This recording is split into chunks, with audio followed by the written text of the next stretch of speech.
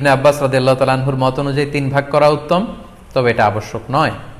আপনি 1 ভাগ নিজে খাবেন, 1 ভাগ আত্মীয় স্বজন প্রতিবেশীদের দিবেন, আরেক ভাগ গরিব দুঃখীদের মাঝে বন্টন করে দিবেন, এটা উত্তম, কিন্তু এটা আবশ্যক নয়। পুরো গোশত যদি আপনার লেগে যায় আপনি ভোগ করতে পারেন, আর যদি আপনার কাছে অতিরিক্ত গোশত থাকে এটা আপনি আত্মীয়দের দান করুন, গরিব আত্মীয়দের আপনি উপহার দিন, গরিব মিসকিনদের সুবিধা বঞ্চিত মানুষদেরকে আপনি এগুলো দান করুন। কারণ সূরাতুল হজ্জের 28 নম্বর আয়াতে আল্লাহ তাআলা বলেছেন, ফাকুলু মিনহা ওয়া আত'ইমুল বাঈসাল ফাকির, তোমরা কুরবানির এই গোশত নিজেরাও খাও এবং অভাবী লোকদেরকে দাও। এবং সহিহ বুখারীতে আল্লাহ রাসূল সাল্লাল্লাহু আলাইহি ওয়াসাল্লামের একটি বর্ণনা, আল্লাহ রাসূল সাল্লাল্লাহু আলাইহি ওয়াসাল্লাম বলেছেন, কুলু ওয়া আত'ইমু ওয়াদাখিরু, অর্থাৎ কুরবানির গোশত তোমরা খাও, ওয়া আত'ইমু মানে অন্যদের খাওয়াও, ওয়াদাখিরু এবং তোমরা এটাকে প্রিজার্ভ করে রাখো বা জমা করেও রাখতে পারো। অর্থাৎ আপনি চাইলে ফ্রিজে রাখতে পারবেন, আপনি পরবর্তীতে খেতে চাচ্ছেন আপনি রাখতে পারবেন ইনশাআল্লাহ। সো উত্তম হচ্ছে 3 ভাগ করে 1 ভাগ নিজে খাওয়া, 1 ভাগ আত্মীয় স্বজনদের প্রতিবেশীদের দেয়া এবং 1 ভাগ অভাবী সুবিধা বঞ্চিত গরিব মিসকিনদের মাঝে বন্টন করে দেয়া। এবং অবশ্যই অবশ্যই যাদের সামর্থ্য আছে আপনারা বেশি বেশি কুরবানি করুন, এবং এই কুরবানির মধ্য দিয়ে আমরা অনেক অনেক প্রান্তিক জনগোষ্ঠী, সুবিধা বঞ্চিত মানুষ, তাদের কাছে আমাদের সহায়তাগুলো পৌঁছে দিতে পারবো। খেয়াল করে শুনুন, আপনাকে বলছি 4 নম্বর পয়েন্ট হচ্ছে যে জবাইয়ের স্থান এবং বর্জ্য কুরবানির পরে এটাকে নিজ দায়িত্বে পরিচ্ছন্ন করুন। আই রিপিট, আমি আবারও বলছি, যেখানে আপনি কুরবানি করলেন সেটাকে এবং এই যে বর্জ্য ময়লা এটা নিজ দায়িত্বে আপনি ক্লিন করুন।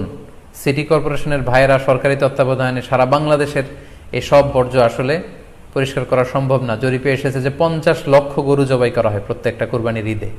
তো সেক্ষেত্রে আমাদেরকে দায়িত্বশীল হতে হবে। কুল্লুকুম রাঈন ওয়া কুল্লুকুম মাসউলুন আন রাইয়াতিহি, আল্লাহ রাসূল সাল্লাল্লাহু আলাইহি ওয়াসাল্লাম বলেছেন তোমরা প্রত্যেকে দায়িত্বশীল, আর তোমাদের প্রত্যেকের দায়িত্বের ব্যাপারে কিয়ামতের ময়দানে আল্লাহ তাআলা কিন্তু তোমাদেরকে জিজ্ঞেস করবে। তাই আমরা যেন নিজ দায়িত্বে এই কুরবানির করার স্থান এবং বর্জ্য যেন পরিষ্কার করি, ব্লিচিং পাউডার দিয়ে বেশি করে পানি মেরে আমরা যেন পরিষ্কার পরিচ্ছন্ন রাখি। কারণ আত-তুহুরু শাতরুল ঈমান, পরিষ্কার পরিচ্ছন্নতা এটা হচ্ছে ঈমানের অঙ্গ।